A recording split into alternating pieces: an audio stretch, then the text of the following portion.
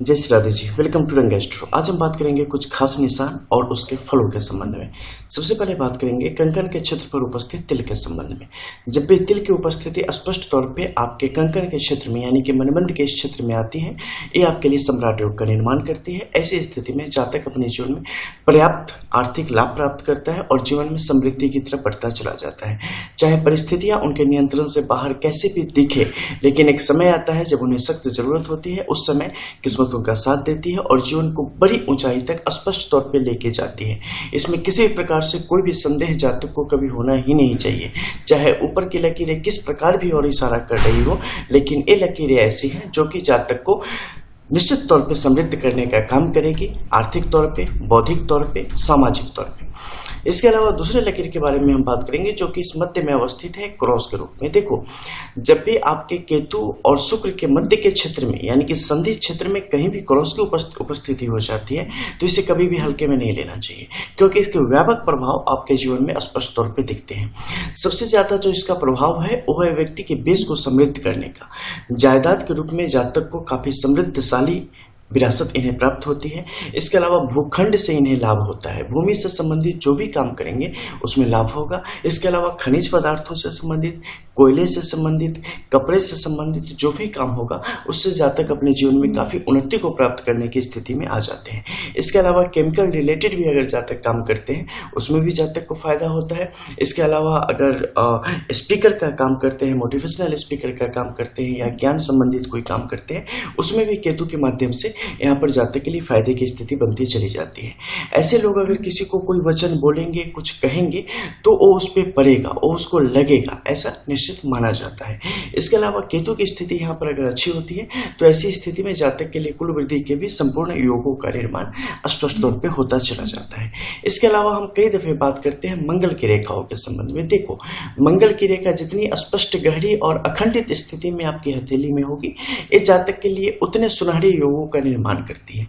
लेकिन कई दफे आप देखेंगे कि इनकी स्थिति आपकी हथेली में बिल्कुल भी अच्छी नहीं है, कई जगह टूटी फूटी है, कई जगह है ही नहीं, तो उसके भी उसी प्रकार से प्रभाव आपके जीवन में पड़ते हैं। जैसे अगर टूटी फूटी अवस्था में इस प्रकार से रहेगी तो इस जातक को आशावादी बना के रखेगी। विभिन्न प्रकार की समस्या आपके जीवन की तरफ औरों के कारण आएंगे, लेकिन उन सबसे निकलते हुए आप जीवन को सही दिशा में आगे की तरफ लेते चले जाएंगे। इसमें जो सबसे बड़ी खासियत होती है कि आपका मनोबल कभी भी कम नहीं होता, आप हिम्मत कभी भी नहीं हारते और आगे की तरफ बढ़ते चले जाते हैं। आपकी ऊर्जा कभी भी कम नहीं होती, आपके अंदर की जो ताकत है वो कभी भी कम नहीं होती और आपको जीवन की समस्त खुशियां देने का ये काम करती है और आगे की तरफ बढ़ा के ले जाने का काम करती है। जब भी ये स्थिति आएगी, व्यक्ति स्वास्थ्य के मामले में यहाँ पर समृद्ध रहने की स्थिति में रहेगा। स्वास्थ्य पर हालांकि ध्यान हल्का रखना चाहिए, क्योंकि बीमारी होगी तो बड़ी होगी, नहीं तो कुछ नहीं होगी, ठीक है। औरों के बहुत ज्यादा आप काम आएंगे, औरों को आपसे बहुत ज्यादा लाभ की स्थिति स्पष्ट तौर पे बनेगी। इसके अलावा रक्षा क्षेत्र से संबंधित अगर कोई काम करते हैं तो उसमें जातक के लिए यहाँ पर फायदे की स्पष्ट तौर पे स्थिति बनती है। इसके अलावा रेलवे से संबंधित काम में भी जातक के लिए शुभ योगों का निर्माण होता है। अब हम बात करेंगे नीचे के क्षेत्र से आ रहे एक बड़े मत्स्य चिन्ह के विषय में, जो कि स्पष्ट तौर पे आपको इस हथेली पे यहाँ पर दिख रही होगी, जो कि यहाँ से कॉर्नर ले रही है, आगे जाके एक बड़े पूंछ के रूप में यहाँ पर तब्दील हो रही है और नीचे से आके यहाँ पर एक स्पष्ट तौर पे मत्स्य चिन्ह का निर्माण कर रही है। एक बड़ा मत्स्य चिन्ह स्पष्ट शुभ योग का निर्माण करता है। ऐसी स्थिति में जातक के अपने जीवन में, और खासकर इनका देखेंगे तो मुख शुक्र के इस क्षेत्र की तरफ है, यानी कि जातक को अपने पैतृक संपत्ति से, जहां जातक का जन्म हुआ है उसी क्षेत्र से, वहीं से जातक के लिए लाभ के योग बनेंगे। जातक की स्त्री भी जातक के लिए सौभाग्यशाली होगी। जातक की जो पुरखों की जमीन जायदाद है वही उनके लिए अच्छा कार्य करने वाली होगी।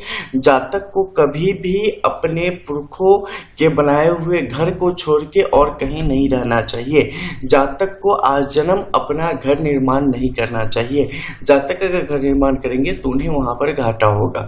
जातक को अपने पुरखों की बनाई हुई जमीन जायदाद से ही कुछ उत्पन्न करके उसमें प्राप्त करना चाहिए, खाना चाहिए, रहना चाहिए। ऐसी स्थिति हमेशा बरतनी चाहिए। जैसे ही जातक के संतान की आयु 12 वर्ष से ऊपर होती है, उसके बाद जातक अपने लिए अगर खुद के पैसों से कोई भूखंड खरीदे, कोई घर बनावे, तो वहां पर लाभ की स्थिति होगी। उससे पहले तक करने से जातक के लिए ये लगातार घाटे की स्थिति को पैदा करने का काम करेगी। लेकिन अगर उससे पहले अगर ऐसा कोई काम नहीं करते हैं तो लगातार मिलने वाली उपलब्धियां इनसे जुड़ती रहेंगी और इनके लिए बेहतर परिस्थितियों का आगमन कराती रहेगी। आगे आने वाले समय में जैसे कि देखो, बाहरी क्षेत्र से जब रेखाएं एक से ज़्यादा मात्रा में निकलने लगे तो जातक के लिए विदेश यात्रा के योग और विदेश में ही संतान योग का निर्माण भी स्पष्ट करती है। जैसा कि यहाँ पर आपने देखा कि पूछ ज़्यादा निकल रही है, पूछ नहीं है, यहाँ पर ये दो रेखाओं का काम एक साथ कर रही है। ठीक है, एक बुध की रेखा का भी काम कर रही है और दूसरी चंद्र के क्षेत्र से निकल के भाग्य रेखा का भी काम कर रही है। इसलिए क्या होगा, स्त्री का सहयोग, मन में प्रेम, चंचलता, स्निग्धता की स्थिति भी जातक के अंदर आएगी, कोमलता भी जातक के अंदर आएंगी और एक हद तक चंचलता भी आएगी। हालांकि वो चंचलता इतनी सीमित है जो कि जातक के हक में रहती है। अब यहाँ पर बुध की जो रेखा है, इससे क्या होगा, इससे एक व्यापक और सहज बुद्धि विकसित होगी व्यवसाय के प्रति और चीजों को समझने के प्रति। जो एक योग्यता होती है वो जातक के अंदर विकसित होती चली जाएगी। लेकिन यहीं पर कोण की स्थिति है, कोण की स्थिति कतई भी अच्छी नहीं होती है। जातक को जल से थोड़ा सा दूरी बरतनी चाहिए। जहां पर भी अगाध जल हो वहां से दूर रख के अपने जीवन को बचाना चाहिए, अन्यथा प्राण पर संकट की स्पष्ट स्थिति यहाँ से जातक के लिए उत्पन्न हो जाती है।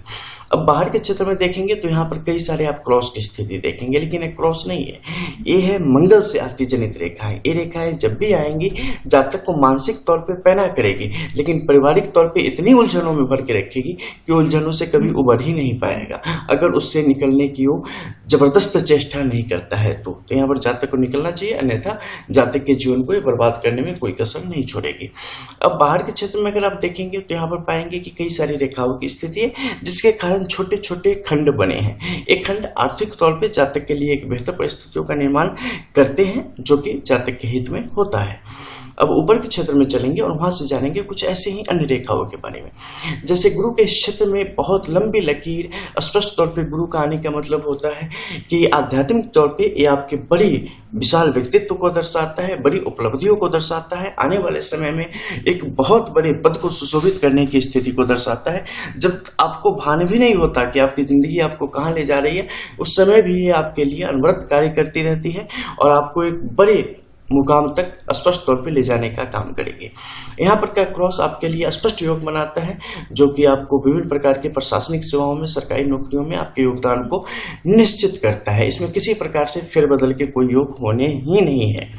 इसके अलावा मध्य के क्षेत्र में आप देखेंगे तो यहाँ पर की जो क्रॉस की स्थिति है, ये व्यक्ति को कई मामलों में भोला भी बनाता है, कई मामलों में खुद के हाथों आपके अपने पैर पे कुल्हाड़ी भी चलवाता है और आपके लिए नुकसान भी पैदा करता है। लेकिन दूरगामी प्रभाव देखेंगे तो आपके लिए सुनहरे योग का निर्माण स्पष्ट तौर पे करता है।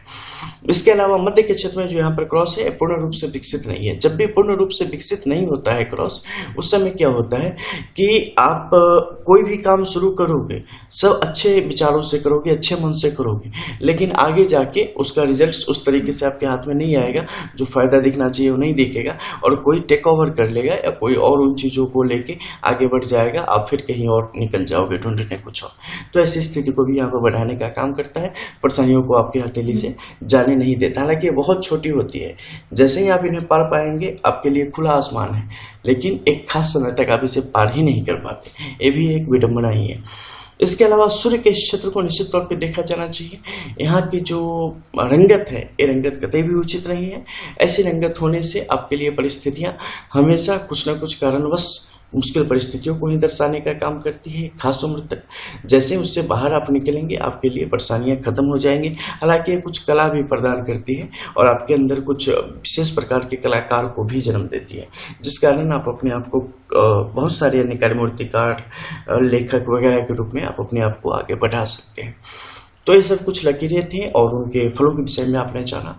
आने वाले वीडियोज में और जानेंगे कुछ नई चीज़ों के विषय में। तब तक के लिए जय श्री राधे।